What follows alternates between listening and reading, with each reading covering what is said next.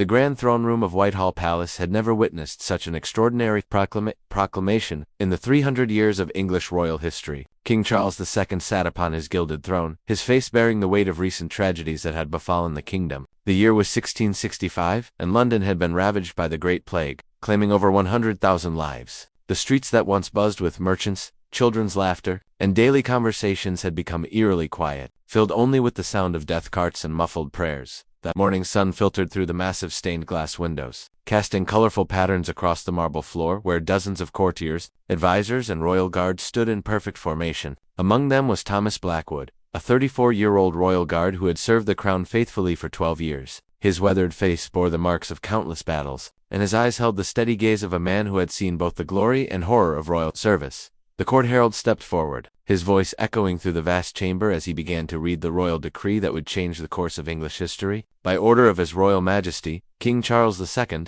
Defender of the Faith and Sovereign of England, Scotland, and Ireland, absolute silence is hereby commanded throughout all royal courts, noble houses, and public gatherings within the realm. A collective gasp swept through the assembled crowd, but it was quickly stifled as the full weight of the proclamation became clear. The herald continued, his voice growing stronger with each word. No person, regardless of station, birth, or title, shall speak above a whisper in any royal presence. No debates shall be held in Parliament. No sermons shall be preached in churches. No merchants shall call out their wares in the marketplace. Thomas felt his grip tighten on his ceremonial halberd as he processed the implications of what he was hearing. This was not merely a request for quiet during times of mourning. This was an absolute ban on free speech that would affect every aspect of English life. The plague had already silenced too many voices forever, and now the king sought to silence the living as well. The reasoning behind the decree, as explained by the court's chief advisor, Lord Rochester, was presented as a matter of divine will and royal necessity. The plague, he claimed, had been sent by God as punishment for the kingdom's excessive noise, debate, and discord.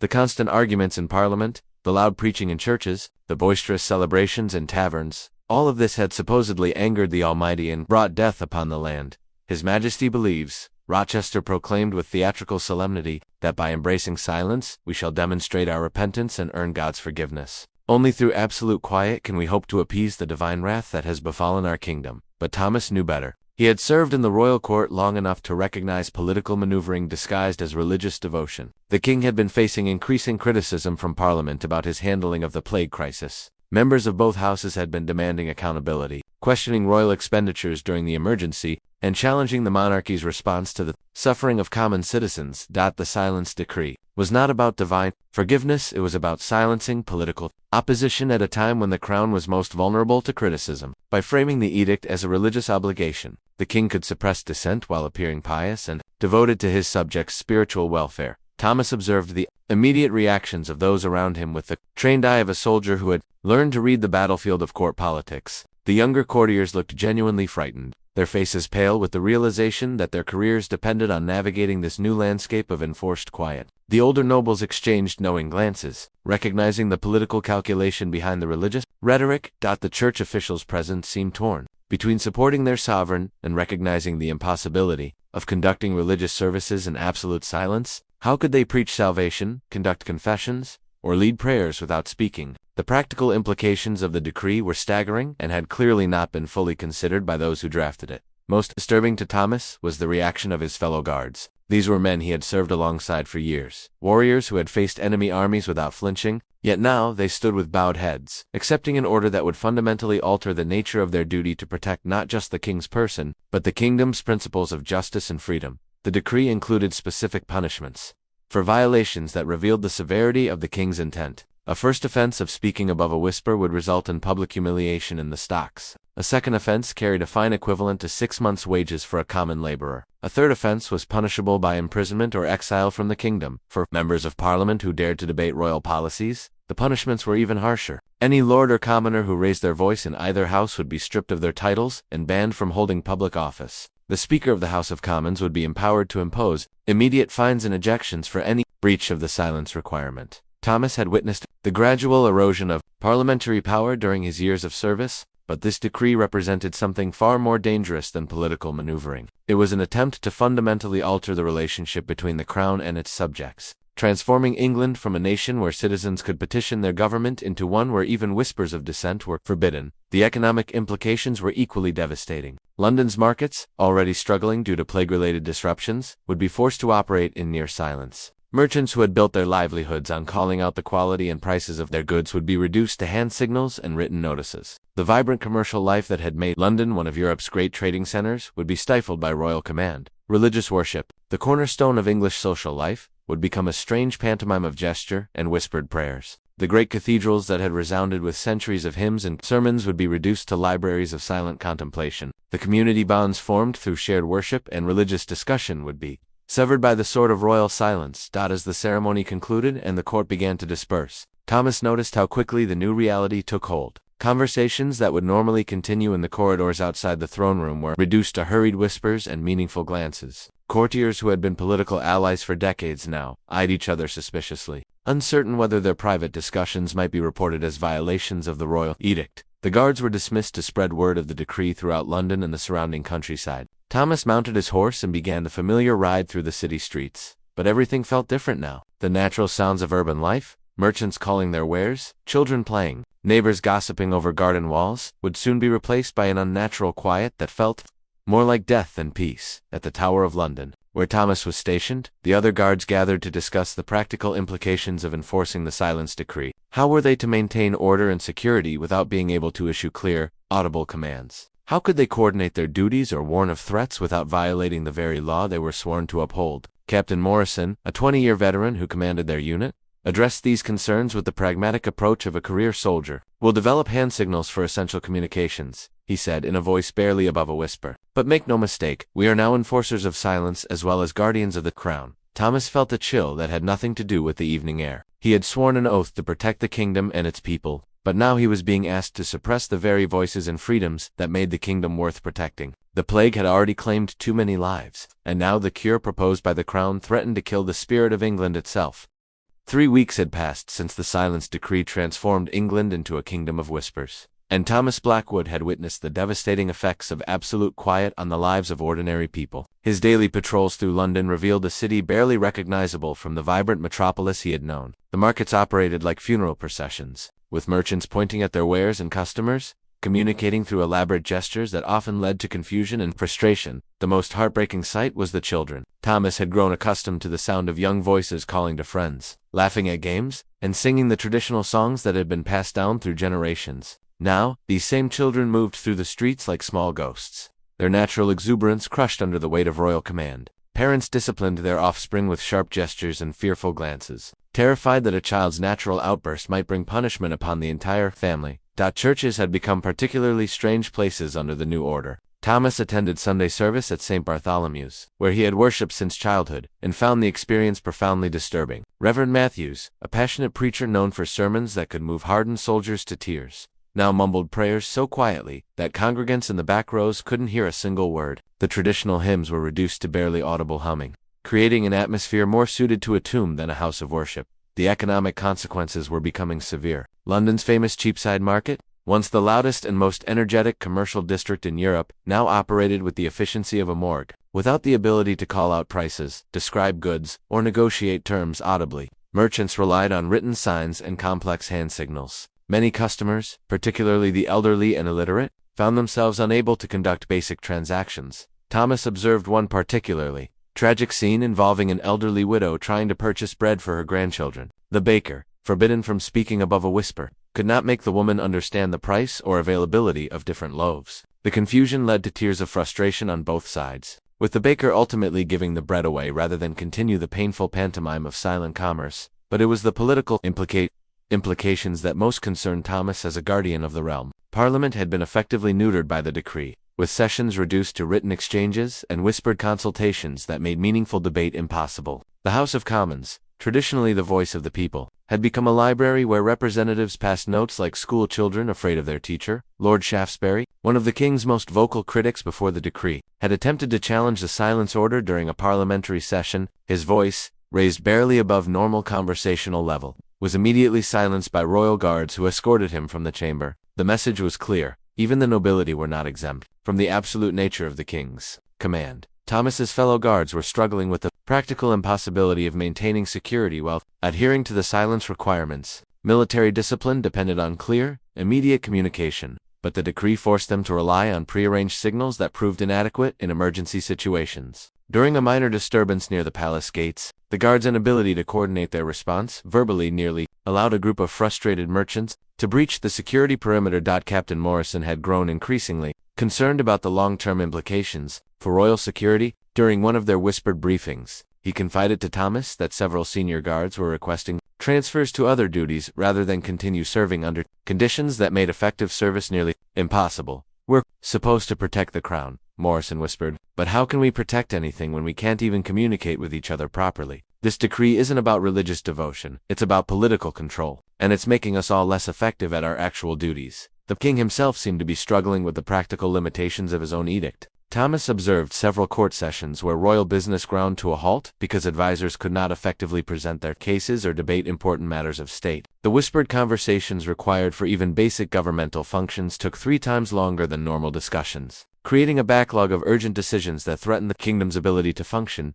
Foreign ambassadors found themselves in increasingly awkward positions, unsure whether the silence decree applied to diplomatic communications. The French ambassador, accustomed to the elaborate verbal protocols of international relations, appeared genuinely confused during a state reception where he was expected to conduct negotiations in barely audible whispers. Thomas began to notice signs of civil unrest brewing. Beneath the surface of enforced quiet, groups of citizens would gather in taverns and private homes, communicating through increasingly elaborate systems of gestures and written messages that expressed their frustration with the decree. The very act of enforcing silence seemed to be creating a new form of underground communication that was potentially more dangerous to royal authority than open dissent had ever been. The plague, which had supposedly motivated the silence decree, continued to ravage London despite the absolute quiet. Bodies were still collected daily, families still mourned in whispered grief, and the medical crisis showed no signs of improvement. The promised divine intervention that was supposed to result from collective silence had failed to materialize, leaving many citizens questioning whether the decree served any purpose beyond political control. Thomas found himself in an increasingly difficult position as both a servant of the crown and a witness to the suffering caused by royal policy. His military oath required absolute obedience to the king's commands, but his conscience demanded that he consider the welfare of the people he was sworn to protect. The tension between duty and moral responsibility was becoming unbearable. During his evening patrols, Thomas encountered a young mother trying to comfort her sick child while adhering to the silence decree. The woman's whispered lullabies were barely audible, and her inability to speak soothingly to her fevering daughter created a scene of heartbreaking frustration. The child cried quietly, as if even in illness she understood that raising her voice might bring punishment upon her family. The scene crystallized Thomas's growing conviction that the decree was not merely ineffective, but actively harmful to the people he had sworn to serve. The king's attempt to control political dissent by mandating universal silence was destroying the social bonds that held communities together. Families could no longer communicate naturally, merchants could not serve their customers effectively, and religious congregations were denied the communal experience of shared worship. Thomas began to understand that his oath as a royal guard extended beyond simple obedience to royal commands. He was sworn to protect the kingdom, not just the king, and the silence decree was damaging the very fabric of English society. The realization that he might need to choose between following orders and fulfilling his deeper duty to the realm kept him awake during long night watches. The breaking point came when Thomas witnessed a scene that would haunt him for the rest of his life. A group of children, playing in a courtyard near the tower, had forgotten themselves in their game and begun laughing and calling to each other with natural childhood exuberance. A patrol of royal enforcers arrived within minutes and roughly separated the children, threatening their parents with fines and public humiliation for allowing such violations of the silence decree. The sight of frightened children being punished for the crime of natural joy convinced Thomas that the decree had crossed the line from political control into active cruelty. These were not rebellious subjects challenging royal authority, they were innocent children, whose only crime was behaving like children. That night, as Thomas stood guard duty at the Tower of London, he made a decision that would change not only his own life but the course of English history. The time had come to break the silence, regardless of the personal consequences. The kingdom he loved was being slowly strangled by its own ruler's paranoia, and someone needed to speak the truth that everyone was too frightened to voice. The moment that would define Thomas Blackwood's legacy arrived on a cold October morning when King Charles II summoned his entire court for a special ceremony, commemorating the first month of absolute silence. The grand throne room was packed with nobles, advisors, clergy, and guards. all gathered to witness what the king proclaimed would be a celebration of divine favor earned through collective obedience to his decree. Thomas stood in his designated position along the eastern wall, his ceremonial armor polished to mirror brightness, his face bearing the stoic expression required of royal guards. But beneath the surface, his mind raced with the knowledge of what he was about to do. For weeks he had wrestled with the decision, weighing his military oath against his conscience, his duty to the crown against his responsibility to the kingdom's people. The king entered the throne room with unprecedented ceremony, surrounded by a retinue of whispered prayers and silent genuflections. Charles II had always been a theatrical monarch, but the silence decree had transformed even his entrances into elaborate pantomimes of gesture and implication. He wore robes of deep purple silk, embroidered with golden threads, and his crown caught the morning light streaming through the stained glass windows. Lord Rochester stepped forward to address the assembled court in the barely audible tone that had become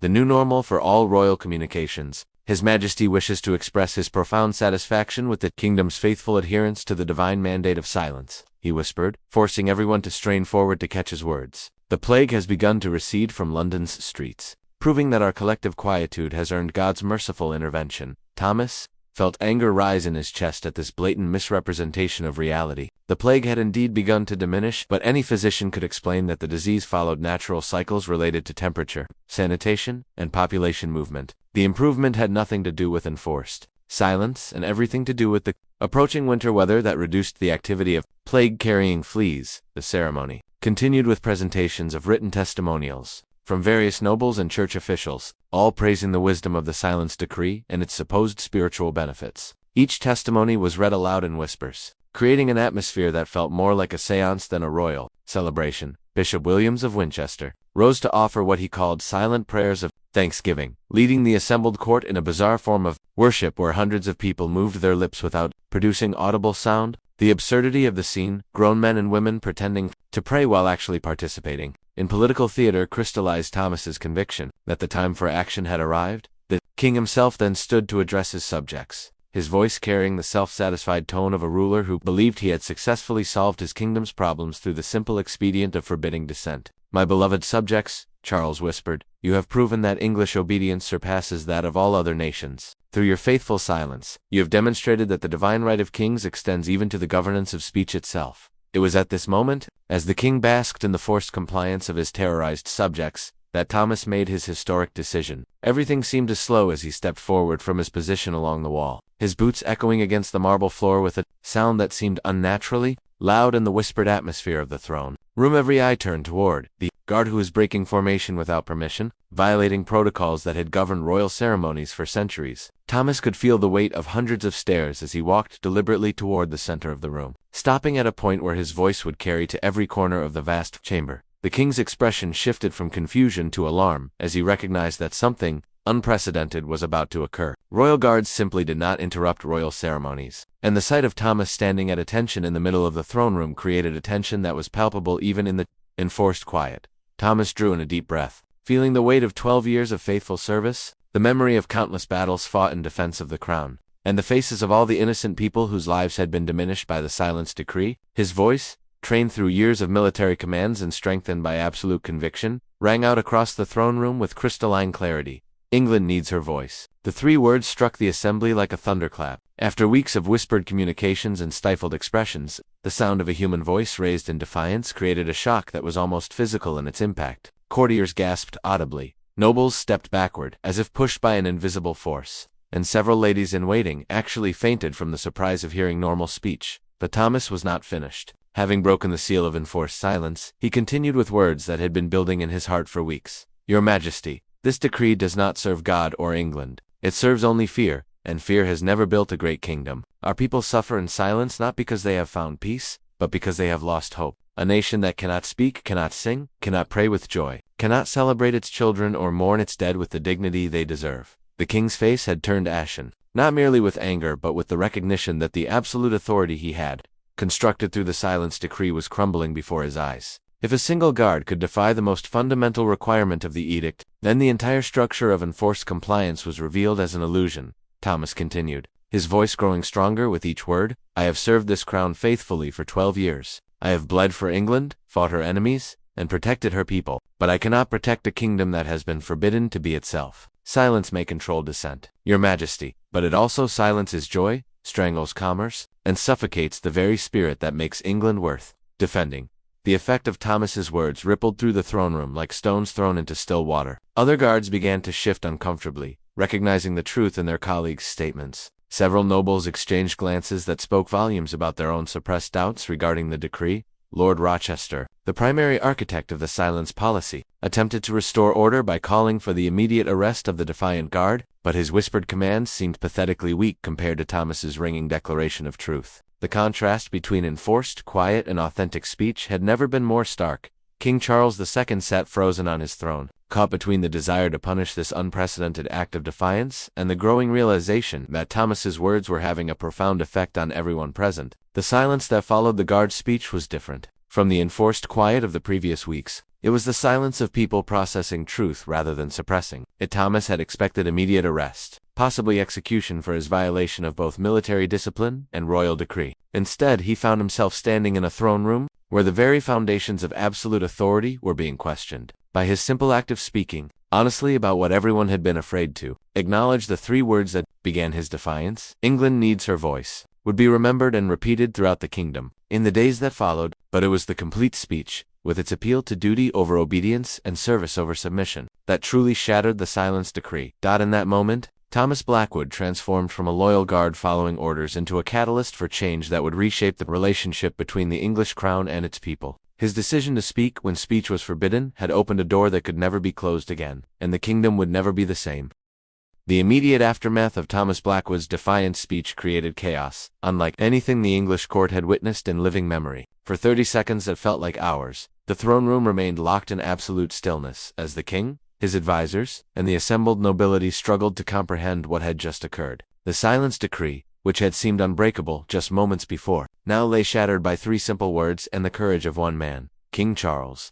I's face cycled through a spectrum of emotions: shock, rage, confusion, and something that might have been recognition of truth. His hands gripped the armrests of his throne with such force that his knuckles went white, and his breathing became visibly labored as he wrestled with a situation for which no royal protocol existed. Lord Rochester was the first to attempt damage control, his voice rising above the whisper that had become mandatory throughout the kingdom. "Seize this traitor," he commanded, his words carrying the sharp edge of panic. "Guards, arrest this man for treason against the crown and violation of royal decree." But something extraordinary happened in response to Rochester's command. The other royal guards remained motionless, not out of confusion or fear, but from a growing recognition that Thomas had voiced what they had all been thinking. Captain Morrison, Thomas's immediate superior, took a step forward but then stopped, his own internal struggle playing out across his weathered features. The tension in the throne room was broken by an unexpected source. Lady Margaret Fairfax, the elderly Duchess of Yorkshire and one of the most respected voices in the court, rose from her seat among the nobility. Her voice, strengthened by 70 years of aristocratic authority, rang out with clarity that had been absent from court proceedings for weeks.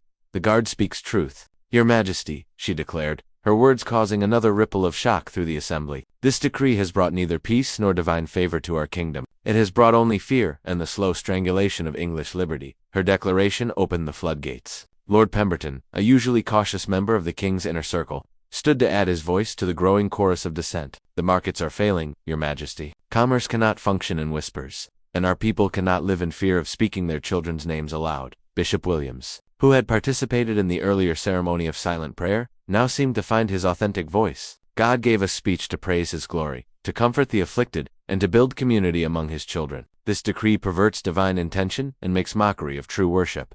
Thomas watched in amazement as his simple act of defiance cascaded into a full court rebellion against the silence decree. Nobles who had whispered their compliance for weeks now spoke with growing confidence, each voice strengthening the others in a chain reaction of recovering courage. The king's attempts to restore order, through increasingly frantic gestures and whispered commands, proved futile against the tide of authentic human expression that had been unleashed. The very foundations of absolute royal authority were being questioned openly, and Charles II found himself facing the reality that power based purely on fear could be broken by simple truth spoken boldly. Captain Morrison finally resolved his own internal conflict by stepping forward to stand beside Thomas rather than arrest him. "Your Majesty," Morrison said in his clear military voice, "Guard Blackwood has served with honor for 12 years. His words today show the same courage he has displayed on battlefields defending this crown. Perhaps it is time to consider that courage can take many forms." The captain's support of Thomas created another shockwave through the throne room. If the military itself was beginning to question the decree,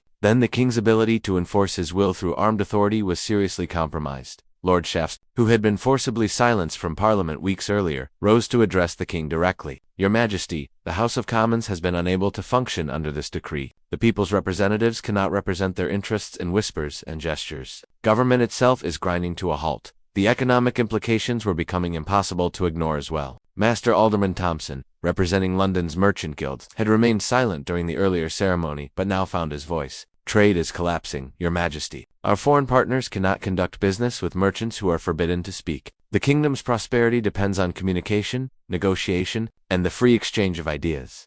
Thomas remained standing in the center of the throne room, no longer the lone voice of defiance but the catalyst that had enabled others to find their own courage. He watched as the careful political architecture of the silence decree crumbled under the weight of its own impracticality and the universal human need for authentic expression. The king's advisors huddled around the throne in frantic whispered consultation, but their quiet deliberations seemed pathetic compared to the growing volume of open dissent filling the chamber. Lord Rochester's attempts to maintain control through threats and legal technicalities were drowned out by the voices of people who had remembered what it felt like to speak freely. Foreign Ambassador de Lyon of France, who had been struggling with the diplomatic implications of the decree, now addressed the court with the frank assessment that his position required. Your Majesty, the courts of Europe are questioning England's stability. A kingdom that forbids speech appears to other nations as a kingdom that fears its own people. The practical implications for royal security became clear when reports began arriving from throughout London. The news that someone had openly defied the silence decree in the king's own presence was spreading through the city faster than wildfire. Crowds were gathering in the streets, and for the first time in weeks, the sound of normal human conversation was returning to London's neighborhoods. Thomas realized that his 3 words had accomplished far more than simply breaking his own silence. They had given permission for an entire kingdom to remember its voice. The decree had created an artificial quiet that had never reflected the true desires or needs of the English people, and his defiance had revealed the emperor's nakedness of royal authority based solely on intimidation. The king finally stood from his throne, his royal bearing somewhat restored, but his voice lacking the confident authority that had characterized his earlier proclamations. We shall consider these concerns, Charles II announced, the careful phrasing revealing his recognition that the absolute nature of his decree was no longer sustainable, but the damage to the king's image of absolute authority had been done. Thomas's simple act of speaking honestly had demonstrated that royal edicts, no matter how sweeping or severely enforced, could not ultimately control the human spirit's need for authentic expression. As the formal ceremony dissolved into dozens of animated conversations, Thomas stood witness to a transformation that would reshape English political culture for generations. The silence decree would be quietly abandoned within days, but the lesson it taught about the relationship between authority and consent would endure. The guard who had broken silence with 3 words had unwittingly initiated a broader conversation about the limits of royal power and the inalienable right of free expression that would influence English political development for centuries to come. His moment of individual courage had become a catalyst for a collective awakening that neither the king nor his advisors could contain or control.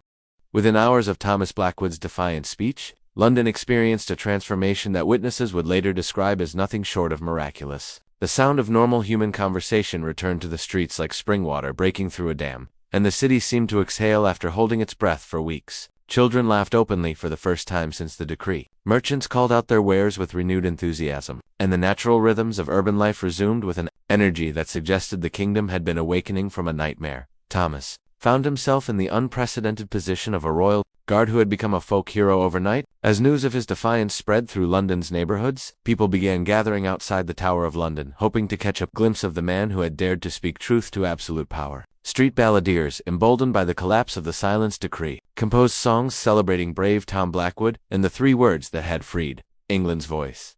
The political ramifications of the throne room confrontation were immediate, and Parliament reconvened in emergency session, and for the first time in weeks, the chambers rang with genuine debate and discussion. Lord Shaftesbury, previously silenced by the decree, delivered a passionate speech about the fundamental importance of free expression in a constitutional monarchy. His words, no longer constrained by whispers, carried throughout Westminster Hall and beyond. What we have learned these past weeks, Shaftesbury declared to his fellow parliamentarians, is that a government which forbids speech ultimately forbids thought itself. When citizens cannot voice their concerns, those concerns do not disappear. They fester in darkness until they explode into open rebellion. Guard Blackwood's courage has prevented such an explosion by giving voice to what we all felt but feared to express. King Charles II faced the most serious challenge to his authority since ascending the throne. The collapse of the silence decree had revealed the artificial nature of absolute royal power, and his advisors scrambled to develop a response that would salvage some measure of royal dignity from the debacle. Lord Rochester, architect of the failed policy, found himself increasingly isolated as other courtiers distanced themselves from what was now obviously recognized as a disastrous overreach of royal authority. The king's dilemma was complicated by the fact that punishing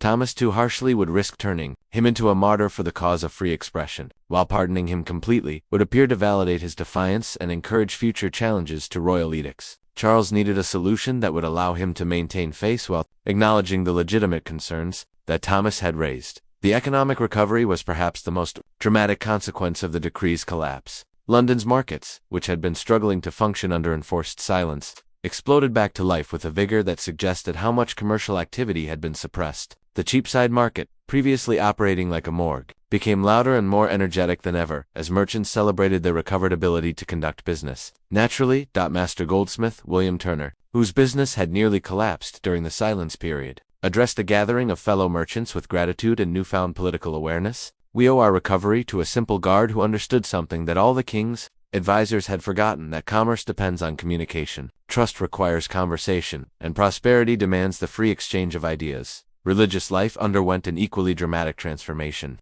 Churches throughout London held special services of thanksgiving, not for the silence that had supposedly brought divine favor, but for the recovery of speech that allowed proper worship. Reverend Matthews at St. Bartholomew's delivered the first full-voiced sermon in weeks, bringing many of his congregation to tears with his passionate declaration that God gave us voices to praise His glory, not to cower in fearful whispers. The international implications were significant as well. Foreign ambassadors who had been struggling to conduct diplomacy under the constraints of the silence decree sent dispatches to their home capitals describing England's rapid return to normalcy. The French ambassador wrote to King Louis XIV that the English have demonstrated both the folly of absolute control and the remarkable resilience of a people committed to their traditional liberties. Thomas himself remained largely sequestered at the Tower of London while the king and his advisors determined his fate. Captain Morrison had ensured that his confinement was more protective than punitive, recognizing that the guard who had broken the silence had become too valuable a symbol to risk losing to royal vengeance or popular uprising. During his days of waiting, Thomas received an unexpected stream of visitors. Fellow guards came to express their support and gratitude for giving voice to concerns they had all shared but lacked the courage to express. Many confided that they had been considering requesting transfers rather than continue serving under conditions that made effective military service nearly impossible. More surprisingly, he received visits from nobles and commoners alike who wanted to personally thank him for his courage. Lady Margaret Fairfax, the elderly duchess who had been among the first to support his defiance in the throne room, brought him books and writing materials. "You have reminded us all," she told him, "that true nobility lies not in title or birth, but in the courage to speak truth when truth is needed most." The most moving visit came from the young mother Thomas had observed trying to comfort her sick child during the silence period. She brought her daughter, now recovered from her fever, to meet the guard who had restored their right to speak naturally to each other. The child, perhaps 4 years old, looked up at Thomas with wide eyes and said simply, "Thank you for giving us back our words." Letters arrived daily from throughout England. As news of Thomas's defiance spread beyond London, common citizens, merchants, clergy, and even minor nobility wrote to express their gratitude for ending what many described as the most oppressive period in recent English history. A farmer from Yorkshire wrote, "You have shown us that one man's courage can break chains that bind an entire kingdom." Meanwhile, the king faced increasing pressure from his own court to find a resolution that would satisfy both justice and political necessity. The Privy Council met in emergency sessions, debating options that ranged from execution for treason to full pardon and promotion. The challenge was finding a solution that would maintain royal authority while acknowledging the legitimate grievances that Thomas had voiced. Bishop Williams, who had found his own voice during the throne room confrontation, emerged as an unexpected mediator. He proposed a solution that would frame Thomas's actions not as rebellion against the crown, but as faithful service to the true interests of the kingdom. "This guard has shown us," the bishop argued, "that sometimes the greatest loyalty requires the courage to say what authority does not wish to hear." The resolution came in the form of a royal proclamation that demonstrated Charles II's political skill in transforming defeat into apparent magnanimity. Rather than punishing Thomas for defying the silence decree, the king announced that he was commending the guard for his faithful service and bringing to our attention the unintended consequences of our but ultimately misguided policy. The proclamation officially ended the silence decree while framing its abandonment as a demonstration of royal wisdom rather than an admission of royal error. Charles II declared that the temporary period of reflection and quiet contemplation has served its purpose in allowing our kingdom to appreciate the precious gift of free expression that distinguishes English liberty from continental tyranny. Thomas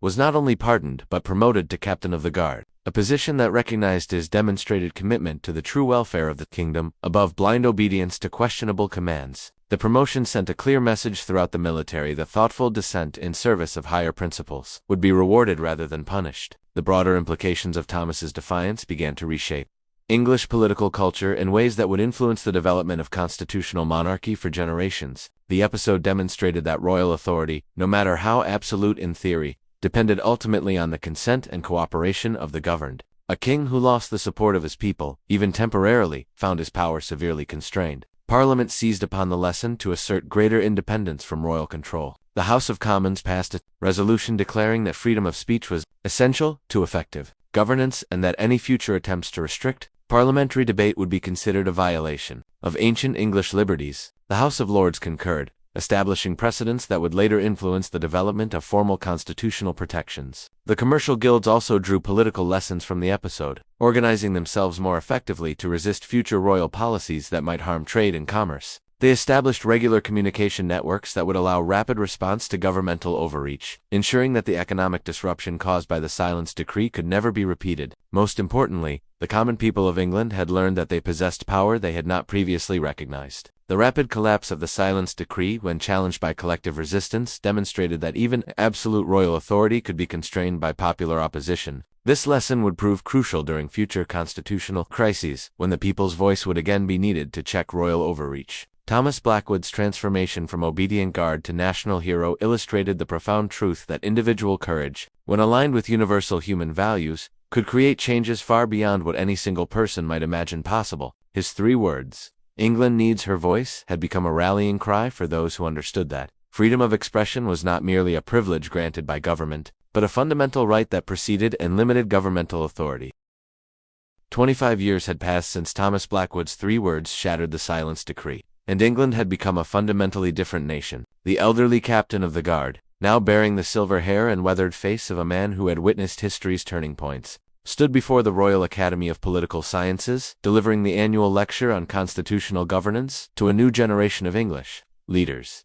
The Great Hall was filled with Parliament, young military officers, legal scholars, and international observers who had come to hear from the man whose simple act of courage had helped establish principles that now influenced governments throughout Europe. Thomas wore his dress uniform with quiet dignity, the medals on his chest, telling the story of a career that had evolved from ceremonial duties to active participation in England's political development. The lesson of the Silence Decree, Thomas began, his voice still carrying the clarity that had shattered royal absolutism decades earlier, was not that authority should never be challenged, but that legitimate authority welcomes challenge because it makes governance stronger and more effective. When I spoke those 3 words in the throne room that October morning, I was not rebelling against the crown, I was serving the crown's true interests by protecting the people whose welfare justifies its existence.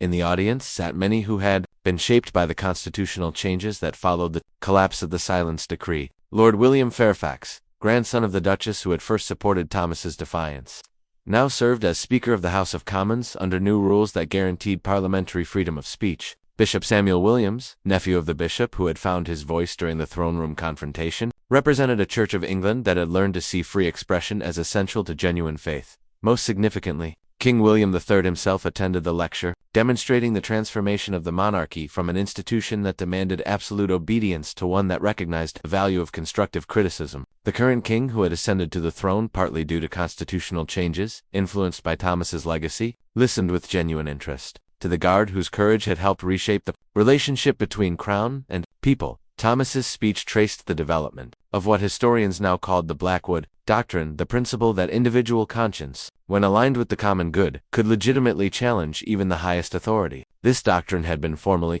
incorporated into English law through a series of parliamentary acts that protected citizens who exposed governmental overreach or stood up for fundamental rights. The Silence Decree failed, Thomas explained to his attentive audience, because it attempted to solve political problems through the suppression of political discussion. What King Charles II learned, and what every ruler since has had to understand, is that effective governance requires the free exchange of ideas, including ideas that challenge governmental assumptions. The international implications of Thomas's legacy had proven as significant as the domestic changes. The concept of protected descent, pioneered in England following the Silence Decree crisis, had influenced the development of similar protections in other European nations. French philosophers like Voltaire had written extensively about the English model of balancing authority with liberty, and even absolutist monarchies had been forced to acknowledge the practical benefits of allowing controlled opposition. Thomas spoke about the economic transformation that had followed England's recommitment to free expression. When we restored the people's voice, we restored the kingdom's prosperity, he observed.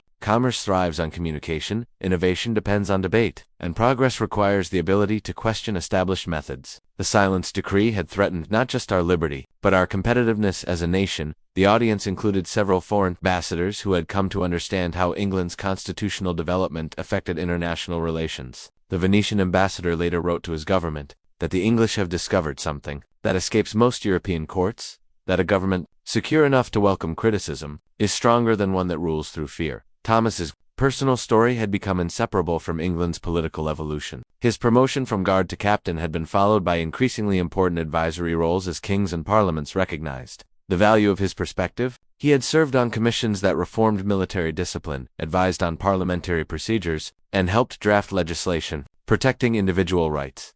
But perhaps his most important contribution had been establishing the tradition of institutional dissent, the understanding that loyal opposition was not only acceptable but necessary for good governance. The Royal Guard itself had been transformed from an organization that enforced blind obedience into one that encouraged thoughtful analysis of orders and policies. Young officers, Thomas addressed the military personnel in his audience. Your oath is to serve the crown. But remember that the crown exists to serve the kingdom. Sometimes the greatest service requires the courage to say what authority does not wish to hear. Your loyalty should be to the principles that make authority legitimate, not to authority for its own sake. The speech concluded with Thomas's reflection on the broader meaning of the Silence Decree episode for human civilization. What we learned in those weeks of enforced quiet, he said, is that freedom of speech is not simply one right among many. It is the foundation upon which all other rights depend. Without the ability to voice grievances, seek redress, and participate in collective decision-making, citizens become subjects, and subjects become slaves.